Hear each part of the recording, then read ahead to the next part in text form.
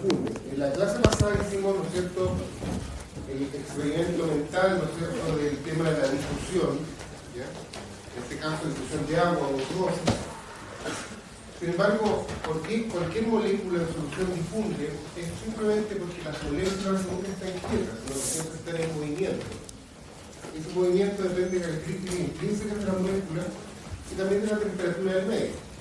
La única forma de detener el movimiento molecular es llegar al cero absoluto, ¿cierto? Al cero Kelvin. En ese punto, el movimiento de las moléculas se detiene.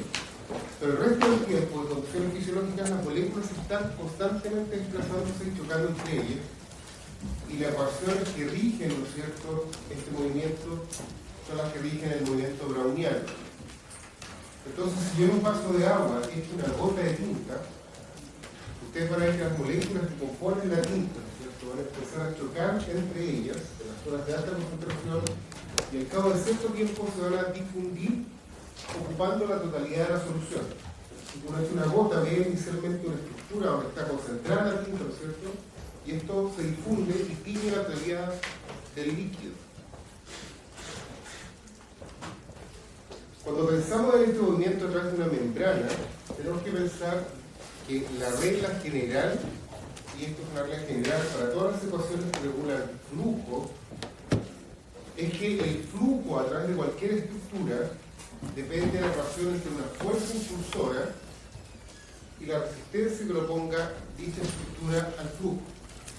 Y esto es válido para cualquier flujo, flujo de partículas, flujo de agua, flujo de electrones.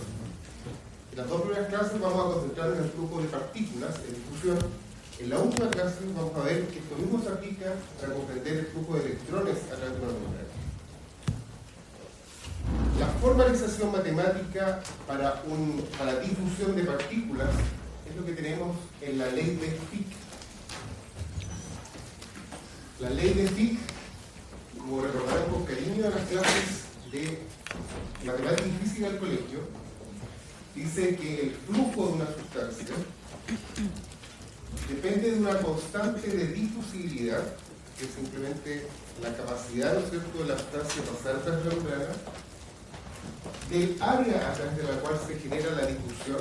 Mientras más área haya para que pase, más fácil que haya paso de una sustancia entre y otro, y de la relación entre la diferencia de concentración en ambos lados de la membrana y el tiempo. ¿Ya? La difusibilidad está definida por la temperatura, ¿no es cierto?, y características intrínsecas de la membrana. Pero esto es lo importante. El flujo, ¿no es cierto?, depende de la difusibilidad, del área de membrana y de la relación entre la diferencia de concentración por el tiempo.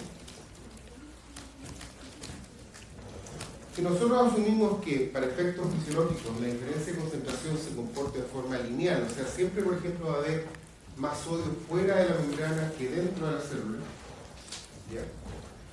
Y se asumimos, por lo tanto, que la permeabilidad de la membrana es una relación entre la diferencia de concentración, o sea, la difusibilidad y el tiempo. Podemos tener una versión simplificada de la ley de Fick, que es la que vamos a usar adelante, y que dice que el flujo corresponde a la permeabilidad, ¿no es cierto?, permeabilidad es difusibilidad por tiempo, permeabilidad multiplicado por la diferencia de las concentraciones. En otras palabras, mientras más permeable es una membrana de un determinado absoluto, más será el flujo. Mientras mayor sea la diferencia de concentraciones entre el lado externo y el lado interno de la membrana, mayor será el flujo. ¿Perdón?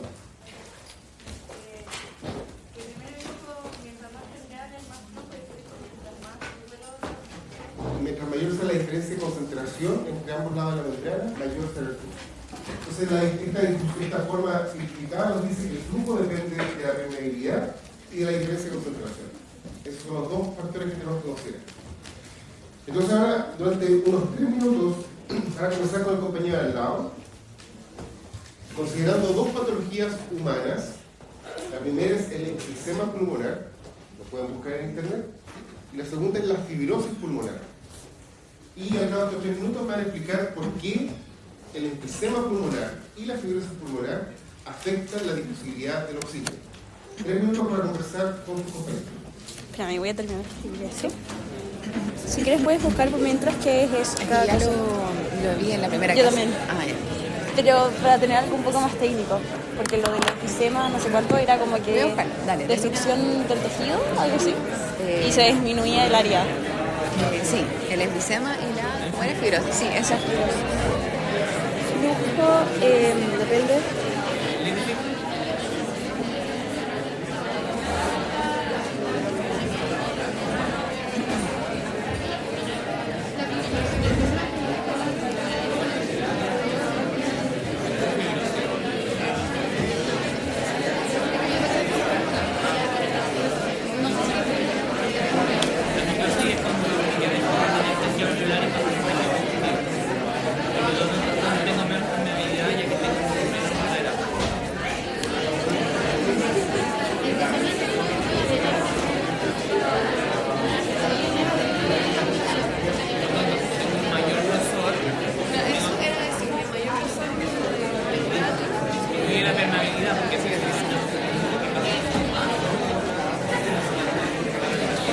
La diferencia de concentración es lo mismo que el gradiente de concentración.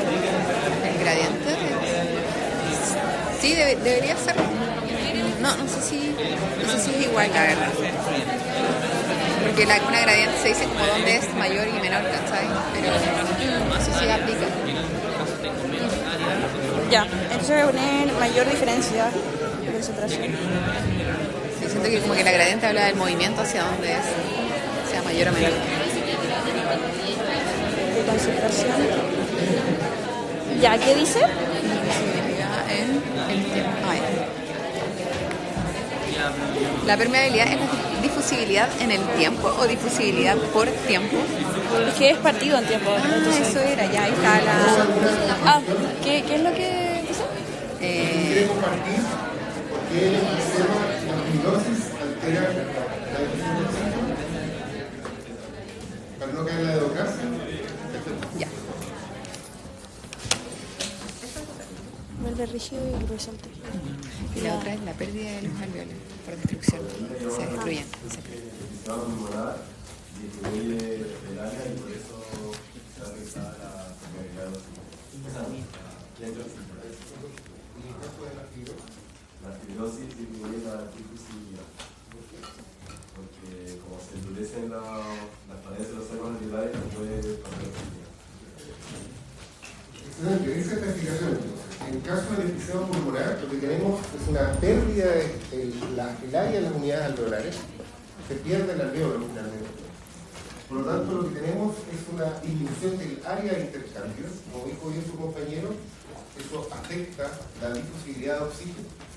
En el caso de la fibrosis pulmonar, efectivamente se engruesan los septums, la membrana, la barrera, ¿no es cierto?, alveolo capilar, lo que hace que la difusibilidad, la permeabilidad del oxígeno sea menor, y eso obviamente afecta también la capacidad de oxigenar la sangre. ¿Cómo creen que se va a manifestar más básicamente esta dificultad? ¿En qué momento de la vida? ¿Ya? Cuando parte el problema, el paciente en reposo o en ejercicio va a tener el problema de ahogo. En ejercicio. ¿Por qué? Aumenta la demanda. Ya, por un lado, porque el cuerpo demanda más oxígeno. Por otro lado, cuando uno está haciendo ejercicio, también el flujo a través de la unidad alveolo capilar es muy rápido. Y sabemos que el tiempo que tomó el oxigenarse ocupa un tercio de todo el trayecto de la sangre alrededor del alveolo. Si la difusibilidad es más lenta, se va a demorar mucho más en cargarse de oxígeno a la sangre. Y en ejercicio se va a magnificar el problema, porque la sangre va a pasar muy rápido y la difusibilidad del oxígeno va a ser menor, por lo tanto la persona va a desaturar obviamente en oxígeno, en el ejercicio. ¿Ya? Así que esa es la causa por la cual este concepto de oxigenación, o sea, difusión es tan importante, porque juega un rol fundamental en algunos procesos biológicos. Luego ustedes ven el ejemplo de enfisema, ¿no es cierto? En el enfisema lo que tenemos es inicialmente una pérdida de unidades alveolares, así que ustedes ven, por ejemplo, acá un alveolo normal, un saco alveolar normal, y acá un saco alveolar enfisematoso, ¿ya? En la cual hay menos unidades alveolares.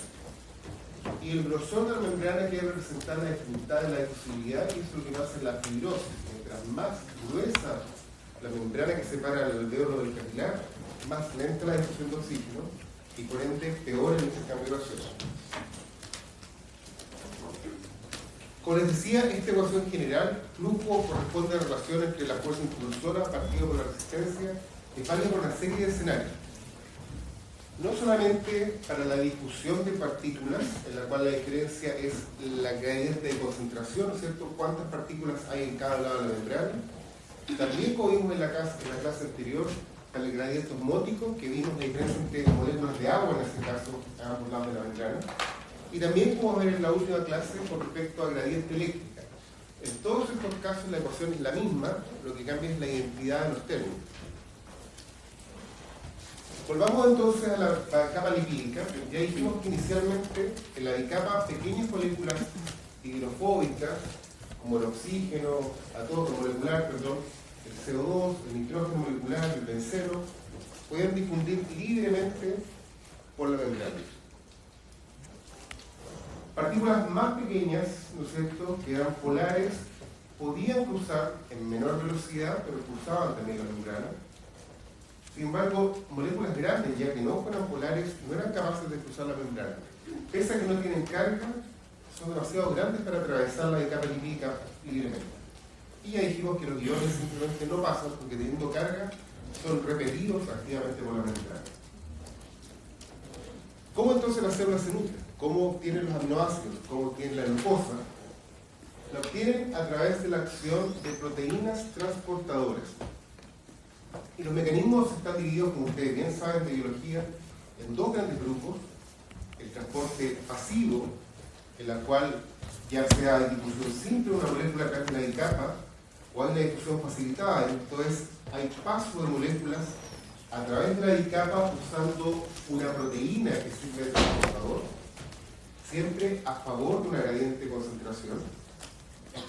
Y está el transporte activo, que tiene dos formas: primario, en la cual un transportador usa energía para mover un sustrato en contra de una gradiente de concentración, y el transporte activo secundario, en la cual se acopla, ¿no es cierto?, un sustrato que se mueve a favor de una gradiente de concentración, permitiendo mover otro sustrato en contra de dicha gradiente. Lo vamos a ver en detalle en las próximas diapositivas.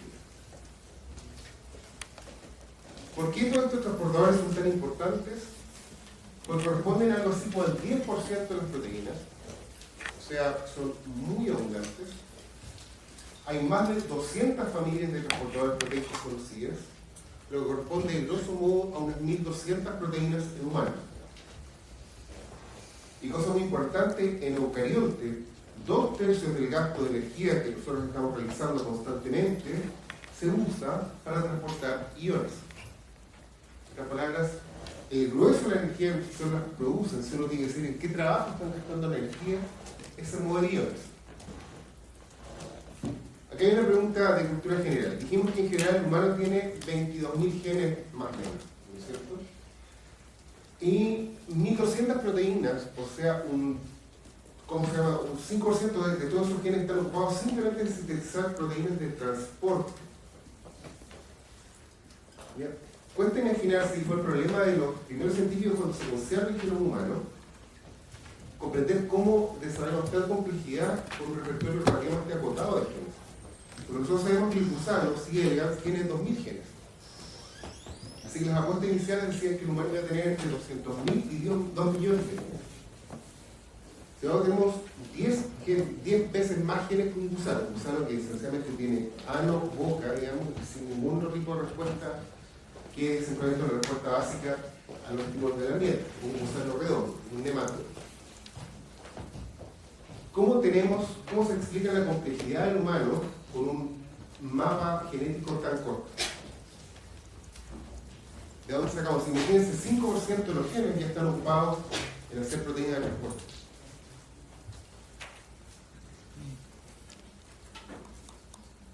¿No? ¿Alguna hipótesis? Y acuerdo, esto fue una pregunta que sorprendió mucho. Cuando empezaron a secuenciar, la gente se dio cuenta que la cantidad de marcos de lectura era mucho menos de lo que se anticipaba. Obligó a repensar cómo estaba comprendido la biología humana y el dogma central de la biología, ¿no es cierto? Un gen, una proteína, eso sabemos que es absolutamente falso. Inicialmente tenemos un gen en el DNA que se traduce al promedio en los 3 a 4 mensajeros diferentes, producto del splicing alternativo. Eso se traduce habitualmente en las 3 a 4 proteínas diferentes por gen, o sea, por mensajero, simplemente por la forma como se traduce la proteína. Y después todas las modificaciones post-traduccionales, glicosilaciones, fosforilaciones, sializaciones, etc., que permiten dar especificidad diferente a la proteína. Así que la riqueza del genoma no está limitada simplemente a lo que tenemos en el DNA, sino que a todas las modificaciones, ya sea a nivel de mensajero, procesamiento del mensajero, traducción del mensajero, cambios post-traduccionales, etc. Así que sí, podemos gastar el lujo de gastar 5% de los genes en sintetizar simplemente transportadores porque tenemos mucha complejidad de genomas adicional. Entonces, el modelo más sencillo de difusión es lo que hemos dado la vuelta varias veces durante las últimas clases, que es la difusión de una sustancia liposoluble. Tenemos una alta concentración de partículas fuera de la célula, por ejemplo, urea, ¿no es cierto? Urea, sabemos que una molécula pequeña no cargada podría difundir lentamente a través de la membrana, y la urea cruza lentamente a través de la membrana y producía este equilibrio de urea que atraía agua y terminaba reventando la célula. ¿Se acuerdan del ejercicio de la clase pasada? Este obviamente es el modelo más simple de difusión posible, pero eso permite el paso de muy pocas moléculas. Oxígeno y CO2 pueden usar esto, algunas sustancias nitrogenadas muy básicas como el urea o el nitrógeno, pero todo el resto de las moléculas de sustrato, todas las resto de las moléculas de señalización requieren mecanismos mucho más complejos para pasar. Entonces, recordando esta ecuación, ¿no es cierto? Flujo, fuerza impulsora, resistencia. Puedo decir que cuando pensamos en la difusión simple, la difusión de una molécula sencilla, como por ejemplo oxígeno, eso está caracterizado por una cinética que se denomina no saturada. ¿Por qué? Porque la ecuación es una ecuación lineal simplemente. El flujo, J, va a equivaler a la permeabilidad por la diferencia de concentración. Por lo tanto, si yo aumento la concentración de oxígeno afuera de la célula, más oxígeno va a entrar dentro de la célula, el flujo va a ser más rápido. Y eso, en teoría, es infinito.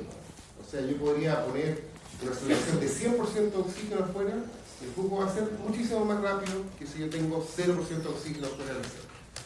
¿Bien? En otras palabras, la relación es lineal. Mientras mayor sea la diferencia de concentración, más rápido será el flujo. Cuando estamos pensando en difusión facilitada, por ejemplo, en el paso de glucosa al interior de una célula, esto es más complejo, porque no puede pasar simplemente a través de la membrana. Requiere el apoyo de un sistema proteico. Y para eso son los sistemas de difusión facilitada, para permitir el paso de moléculas más grandes al interior de la célula en gradiente de concentración, en favor de gradiente de concentración. Esto es mediado por proteínas, que son carriers o canales, que tienen una permeabilidad selectiva.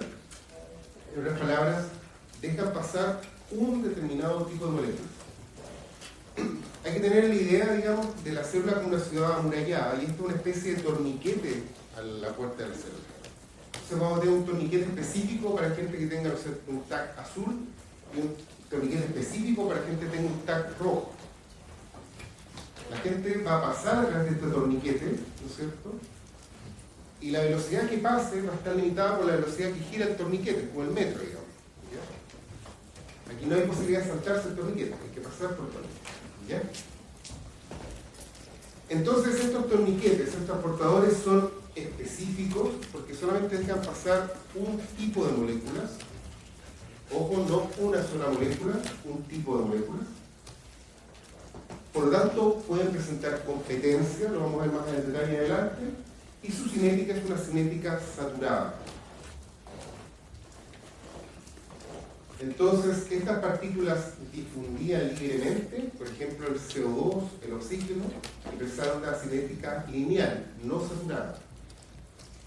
Por el contrario, estas partículas que usan un canal o un transportador tienen una cinética saturada, y está limitada por la velocidad de cambio conformacional de dicho transportador. Entonces, volvamos al ejemplo mental de la ciudad amurallada. ¿Sí? ¿Qué significa que presente competencia? Vamos a verlo más adelante. Volvamos al ejemplo de la ciudad amurallada. Tenemos una ciudad amurallada, tenemos dos torniquetes, el torniquete azul y el torniquete rojo.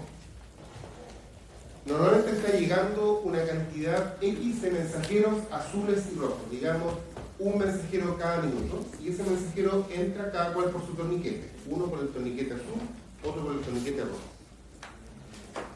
Digamos que en un momento determinado se produce una avalancha de mensajeros, entran 500 mensajeros por minuto.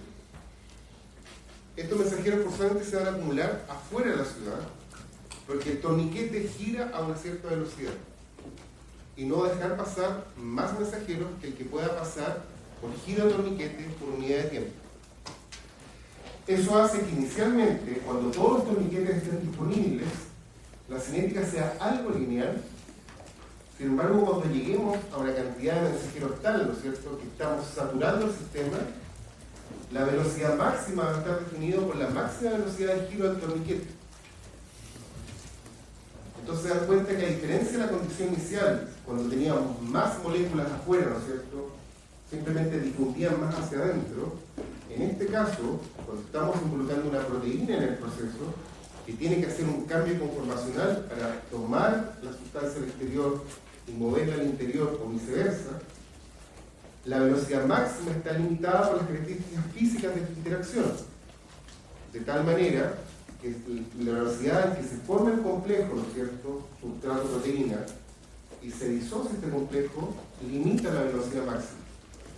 Por más que uno mande mensajeros, los mensajeros no van a entrar más rápido que la velocidad máxima de giro del torniquete. Una variable que seguramente, o una definición que probablemente vieron algunos de ustedes en química, es lo que se denomina una KM. En el caso de un transportador, la KM corresponde a la concentración del ligando, a la cual se alcanza la mitad de la velocidad máxima. Esto de de que no entran todos por los canales, por ejemplo, que se abren, por ejemplo, la sinapsis, entra como que se desbloquean y entran todos a uno. Eso también tiene como una determinada como velocidad de conformación, porque eso solo se abre. Sí, todo lo que involucra una proteína, ¿ya?, incluyendo canales, como ejemplo un receptor ionotrópico en el cual se liga algo en la sinapsis y se abre el canal y permite la entrada de sodio. Eso va a tener una velocidad máxima de paso de iones, porque por ejemplo en esos canales en general puede pasar un ion al unísono por el lumen del canal, ¿ya? Entonces las conductancias son ridículamente altas en los canales ionotrópicos. Estamos hablando de, lo vamos a ver en la próxima clase, pero estamos hablando de, no sé, 9 o 20 millones de iones por segundo. ¿Ya? Mucho, ¿ya? Pero mucho, pero sin embargo tiene un límite. No van a pasar más rápido que eso, porque lo que puede pasar por el canal, por esa unidad que no van a pasar, si hay 50 millones de iones de sodio fuera, no van a pasar más que 20 millones por segundo. ¿Ya? Así que el concepto de KM corresponde al punto, ¿no es cierto?, en la cual se alcanza la mitad de la velocidad máxima. La KM, por lo tanto, es una medida de la afinidad del transportador por su sustrato. ¿A qué me refiero? Una sustancia, un transportador con una KM baja, va a ser un transportador que va a alcanzar la velocidad máxima a menores concentraciones del sustrato. ¿No es cierto? Es por lo tanto un receptor más afín al sustrato. Por el contrario, un receptor con una KM alta es un receptor que va a alcanzar la velocidad máxima con mayores concentraciones de sustrato, es menos afín, pero al mismo tiempo es menos saturado. ¿Eso de qué va a depender? Va a depender de características físico-químicas del receptor. ¿Por eso se da la competencia? Vamos a ver más adelante el tema de competencia, pero sí, también la competencia reduce la cadena, o más bien modifica el efecto de la cadena. Cuando hablamos de una cadena alta, en este gráfico, como explica, es una cadena alta cargada hacia acá o cargada hacia arriba. Una KM alta, ¿no es cierto?, va a ser una KM que va probablemente, esta es la concentración del soluto y esta es la velocidad máxima. Consideramos que son dos receptores que tienen la misma velocidad máxima. Un receptor con una KM baja va a ser un receptor que va a estar más hacia la izquierda, ¿no es cierto?, que a menores concentraciones va a alcanzar la velocidad máxima. Un transportador con una KM baja va a ser un receptor que va a estar hacia la derecha. Con mayores concentraciones va a alcanzar la KM máxima. velocidad máxima. ¿Por qué esto es importante? Porque parece que es una lata y tiene cierto sentido con lo que estoy explicando ahora. Pensemos, por ejemplo, en el transporte de glucosa. ¿Ya? Lo vamos a ver más en ustedes en la próxima diapositiva. Pero cuando nosotros comemos, tenemos que traer toda esa glucosa que comimos en el, no sé, en el Dunkin' Donuts, ahora en el recreo, hacia la sangre. Por lo tanto, ¿cómo creen que es la KM de los transportadores de glucosa que están en el intestino? ¿Alta o baja? Si fuera baja, la KM, se saturaría muy rápidamente. Por lo tanto, con un Dunkin' Donuts no podrían pasar toda la glucosa hacia adentro. Si fueran muy afines, ¿no es cierto?, rápidamente se saturarían y llegaríamos a la velocidad máxima. Para absorber nutrientes queremos que tenga más bien una afinidad baja, porque en el intestino lo más probable es que haya mucha azúcar. Entonces necesitamos que estén muchos transportando, que no estén todos ocupados finalmente. Así que en general los transportadores encargados de la absorción suelen tener KMs más bajas. Para que el cerebro funcione necesita glucosa, bueno, o cetoácidos. Así que necesitamos que el cerebro funcione incluso en condiciones en las cuales hay muy poca glucosa. Después de 4 horas de fisiopatología, ¿cachai? El cerebro debe seguir funcionando. Por lo tanto, ¿cuál es la KM de los transportadores de glucosa en el cerebro? ¿Alta o baja? Baja. Baja. Necesitamos que, aun cuando haya muy poquita sangre, glucosa en la sangre, esa sangre sea capaz de entrar a las neuronas. Por lo tanto, estos son receptores que tienen que ser muy afines, ¿no es cierto? Y aún a bajas concentraciones de azúcar, meter la glucosa adentro de la célula. ¿Ya? ¿Hay una pregunta? Entonces, la difusión facilitada tiene una cinética determinada por el tiempo en que se genera la unión del sustrato con el transportador y el tiempo en que se disocia dicha unión. Por lo tanto, ya no es una ecuación lineal, y la ecuación está definida como la velocidad de flujo corresponde a la velocidad máxima del sistema, que está descrita además, por la concentración del sustrato, partido por la KM, que es una característica propia del sistema, más el sustrato. Esencialmente, no es necesario que se haga de memoria la ecuación, obviamente, simplemente para que vean que ya dejó de ser una ecuación lineal, ya no es una ecuación de la recta, y ahora estamos describiendo esta ecuación que tiene un tope. En otras palabras, por mucho que aumente la concentración del sustrato, va a llegar un punto en que no vamos a ser capaces de superar la velocidad máxima. ¿Ya? Porque si la concentración del sustrato tiende a infinito, ¿no es cierto?, el denominador de esto va a ser también equivalente, se van a anular ambos términos y vamos a tener que la velocidad de flujo va a equivaler a la velocidad máxima. Por lo tanto, es una curva que tiene un tope. Es una cinética saturada. No importa que yo aumente, no importa que me ponga 5 Dunkin' Donuts, no voy a meter más glucosa dentro de la sangre que el máximo de velocidad de transporte de mis transportadores del intestino. Veamos entonces en detalle el ejemplo de la glucosa. La glucosa necesitamos para muchas cosas. Necesitamos para la difusión de los músculos, puede meter como energía, reabsorbe energía, ¿cierto?, los adipocitos para transformarse ahí en triglicéridos, probablemente triglicéridos. El hígado va a guardar el depósito de glucosa como glucógeno para tiempos de carestía. La glucosa señaliza en el páncreas y le dice a las células beta que tienen que liberar insulina. Y obviamente estructuras como el cerebro son muy dependientes de glucosa.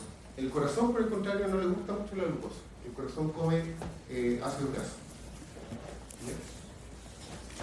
¿De dónde viene esa glucosa? Esa glucosa viene de lo que comemos en el día a día, de la degradación del glicógeno, por ejemplo, almacenada en el hígado y en el músculo también, y de la gluconeogénesis, la capacidad del hígado de sintetizar glucosa a partir de aminoácidos. ¿Bien? Para que pase la glucosa en el interior de la célula necesitamos un transportador, porque la glucosa es muy grande. ¿Ya? Y los transportadores de glucosa son los famosos transportadores GLUT, que son una familia de transportadores que se caracterizan por tener 3, 6, 9, 12 o 2 membranas, y que forman esta estructura. ¿Ya? ¿Cómo funciona entonces un transportador GLUT? Está abierto hacia el exterior, liga glucosa en el medio, se produce un cambio conformacional en la molécula que permite que se abra la salida al exterior y la glucosa difunde libremente hacia el exterior y el transportador vuelve a su posición inicial. Así que tenemos un tiempo de unión y un proceso de disociación del transportador. ¿Ya? Y eso es lo que limita la máxima velocidad de traspaso de glucosa en el interior de la célula. Acá tenemos los transportadores GLUT disponibles. Fíjense que de todos estos transportadores, el único que es sensible a insulina es el GLUT4. Cuando mi cuerpo, cuando me comí las Dunkin' Donuts, ¿cierto? Y mi cuerpo libere insulina para que esa glucosa en exceso sea aprovechada por los músculos, o por la grasa, o por el hígado, va a ser simplemente a través de la actividad de este transportador, que es aquel que es sensible a insulina y que va a permitir que en el músculo, que en el hígado, ¿no es cierto?, que en la grasa aumente la captura de glucosa hacia el interior de la célula. El resto de los transportadores es insensible a insulina. ¿Cuál es la lógica de eso? ¿Cuál es la lógica de que, por ejemplo, el transportador del cerebro sea insensible a insulina? ¿Por qué no necesitamos que se responda insulina? Porque no necesito estar guardando, porque lo necesito estar ocupando constantemente. ¿Ya? ¿Por qué no lo necesito estar guardando? Y por lo tanto el transportador del cerebro tiene que funcionar incluso en condiciones en las cuales hay poca glucosa. Por lo tanto, en una condición de ayuno, donde probablemente los niveles de insulina son muy bajos, el cerebro debe seguir funcionando. Por lo tanto, los transportadores de glucosa del cerebro no son sensibles a la insulina por esa razón. ¿Ya? Las personas, por ejemplo, que hacen esta dieta cetogénica, ¿cierto?, en las cuales no se ingieren prácticamente carbohidratos, se ingiere solamente proteína, fibra, etc. Habitualmente la dieta cetogénica lo que produce es una violenta caída en los niveles de insulina. Al no haber insulina, se empiezan a sintetizar cetoácidos. De hecho, basta una tasa de insulina para que se inhiba la síntesis de cetoácidos. Así que eso produce un cierto aumento de los cuerpos cetónicos circulando. Si no tuviéramos transportadores como el transportador GLUT1, que no es sensible a insulina, la gente después de un día de dieta cetogénica andaría más lesa que de costumbre, ¿no es cierto?, con poco funcionamiento de cerebro, digamos. No es el caso. ¿Ya? Probablemente, de hecho, mejora en corto plazo el funcionamiento cognitivo, porque el cerebro también puede usar cetoácido, pero esencialmente el cerebro está dedicado y la mayoría de las células, ¿no es cierto?, es capaz de ingresar glucosa en ausencia de insulina a través de un transportador de muy alta afinidad. En otras palabras, un transportador que rápidamente se va a saturar, pero que es muy afín a la glucosa.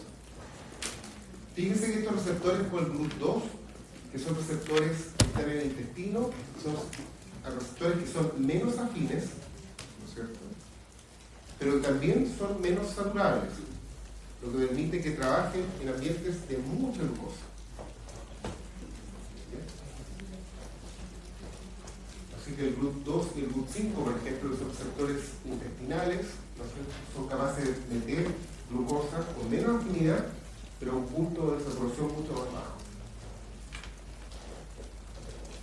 Solamente a modo de cultura general, ¿cómo funciona la insulina? ¿Cómo la insulina regula este receptor? Este es un ejemplo de lo que decíamos en la primera clase de transducción transmembrana.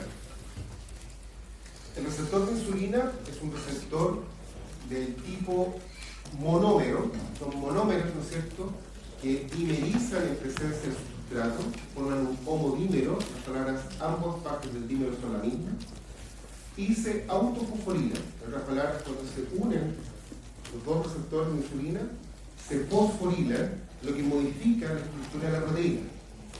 El receptor de insulina fosforilado recluta una proteína que se llama IRS, que es un elemento de respuesta a insulina, lo que sirve como scaffold, como andamiaje para pegar otras proteínas, en este caso la PI3 quinasa. ¿Se acuerdan cómo conversábamos en la primera clase de que la membrana era heterogénea y, por ejemplo, el fosfatilinositol estaba solamente adentro de la membrana? Eso es porque el fosfatilinositol es fosforilado por la PI3 quinasa y se transforma en inositol trifosfato. El inositol trifosfato es una molécula de señalización que activa una cascada de señalización que va a llevar, entre otros efectos, a la translocación de vesículas que contienen el GLUT4, que está en el interior de la célula, hacia afuera. ¿Ya? Estas vesículas son vesículas que están marcadas por una proteína por dentro de la membrana, una proteína periférica que se denomina creatinina.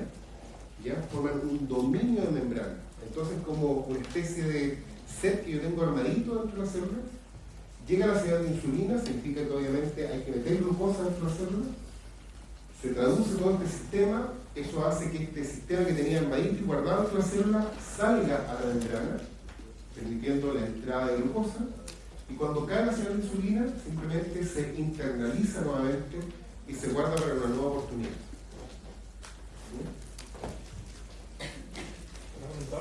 ¿Cuál era el rol de la PL3K? La P-interquinasa es simplemente una quinasa, lo que hace es fosforilar el fosfatidinoinositol de la membrana para formar diacilglicerol e inositol trifosfato. IPT, un segundo de ¿ya? Lamentablemente, en medicina no tenemos cursos de señalización celular, que es un tema bien interesante y obviamente Excel es copia del curso, pero si a alguien le interesa o tiene dudas, me puede escribir y le puedo dar alguna referencia.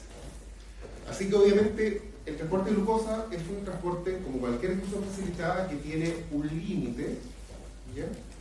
Una velocidad máxima, tiene una KM, una concentración, ¿no es cierto?, a la cual se alcanza la mitad de la velocidad de la glucosa. Sin embargo, es mucho más eficiente que cómo difundiría la glucosa si no tuviéramos un transportador, porque siendo una molécula grande, le cuesta mucho pasar a través de la membrana. Por lo tanto, la cantidad de glucosa que entraría a la célula si no hubiera un transportador dedicado sería mínima. ¿Ya? Así que en este caso, la difusión facilitada es la única forma de garantizar que las células cuenten con este nutriente para su función. Cuando nosotros a una persona queremos saber si es diabético o no, existen varias formas, pero una forma que seguramente algunos de ustedes conocen es el test de tolerancia a la glucosa. ¿Qué es lo que hacemos ahí? Le damos a la persona una cantidad conocida de glucosa, 70 gramos de glucosa, ¿no es cierto? Es una solución muy asquerosa, que tiene un sabor a naranja, como una fantasy cerda, porque la única forma de tolerar esa cantidad de glucosa es sin vomitar. Por si acaso, cuando uno toma Coca-Cola normal, ¿sabe cuánta Coca-Cola hay? O sea, cuánta azúcar hay en una lata de Coca-Cola? 40 gramos, más o menos. Para eso me digan, son como 4 cucharadas soperas. Si yo le diera lo mismo, 4 cucharadas soperas en azúcar, la mayoría no se lo tomaría. Y la Coca-Cola tiene ácido fosfórico para disminuir ese sabor dulce y para hacerlo más palatable, porque de otra manera ninguno de sus sanos juicios tomaría agua, 150 de agua con 4 cucharadas de azúcar en su interior. A nadie le gusta tanto el azúcar. ¿Ya? Bueno, en este paciente le vamos a dar 70 gramos de azúcar a tomar. Lo que esperamos es que la llegada del azúcar al intestino, digamos, ¿no es cierto?, permita el ingreso de este azúcar al plasma y la glucosa en el plasma señalice en el páncreas para producir la liberación de insulina. Esta insulina debería ir a activar los GLUT4 presentes en el músculo, en el hígado, en la grasa, para permitir que rápidamente esta glucosa sea removida del plasma y almacenada en estas estructuras. En el músculo, ¿no es cierto?, para hacer glicógeno, en el hígado glucosa, en la grasa para hacer, ¿no es cierto?, que es glicéridos. Entonces, cuando tenemos una persona normal, nosotros le damos este chorro de glucosa y las personas normales habitualmente tienen un pic de glucosa sanguínea, ¿ya?, que a las 2 horas rápidamente ha vuelto a lo normal. Nosotros de hecho medimos y decimos que si una persona está sana habitualmente a las 2 horas de infusión de este chorro de glucosa, solamente va a tener una glicemia de hasta 140, no más que eso. Por el contrario, una persona que tenga diabetes, en otras palabras, aquello en el cual o bien la señalización de la glucosa está alterada, o es el diabético tipo 2, o un diabético tipo 1, en el cual no hay simplemente síntesis de insulina por destrucción autoinmune del páncreas, si yo le doy un chorro de glucosa, no va a ser capaz de incrementar, ¿no es cierto?, la entrada de glucosa a la célula, porque para hacer eso tengo que estar dando el GLUT4 y el GLUT4 es sensible a insulina. Y vamos a ver que estas personas hacen un pic mucho más elevado de glucosa y a las 2 horas todavía mantienen glicemias mucho más altas, sobre 200. Así que simplemente el conocimiento del funcionamiento de este transportador, ¿no es cierto?, difusión facilitada, nos permite entender la fisiología de una enfermedad tan plenamente como la diabetes. Ahora, para terminar, el famoso concepto de competencia es sencillo. Volvamos al ejemplo de la ciudad murallada, digamos. Tenemos un transportador que es un torniquete para los rojos, un torniquete para los azules, ¿ya? Y digamos que se metió otro grupo, el grupo verde. El grupo verde puede pasar también por el transportador de los azules, ¿ya? Una molécula parecida a la molécula original que compite por el mismo transportador. Obviamente, si uno piensa que el transportador tiene una velocidad máxima de giro, el torniquete gira a una máxima velocidad cada vez, que tengo dos personas compitiendo por el mismo torniquete, fuera que se producir atochamientos en el torniquete, vamos a tener que la velocidad máxima que vamos a alcanzar para cada una de las especies, en otras palabras, la capacidad máxima de avance de los verdes, la capacidad máxima de avance de los azules, va a corresponder a, si son igualmente permeables, digamos, a la mitad de la velocidad máxima que haría cada uno en ausencia de un competidor. En otras palabras, lo que estamos pasando acá es que otra molécula está compitiendo por el mismo espacio. La competencia la usamos muchas veces nosotros en medicina, y muchos de nuestros fármacos son competidores, ¿no es cierto? Son inhibidores competitivos. Lo que hacen los inhibidores competitivos es que ocupan un mismo canal que la molécula que nosotros queremos dejar de introducir a la célula, disminuyendo su máxima velocidad de ingreso porque el canal está ocupado. Un inhibidor competitivo usa mano de este sistema. Los inhibidores alostéricos lo que van a hacer va a ser cambiar las características del canal para hacer que sea menos afín a la molécula. Y el grueso de la farmacología es o inhibidores competitivos o inhibidores alostéricos. Ya, mucha información por una clase. Vamos a hacer un receso de unos 15 minutos y volvemos para la segunda parte.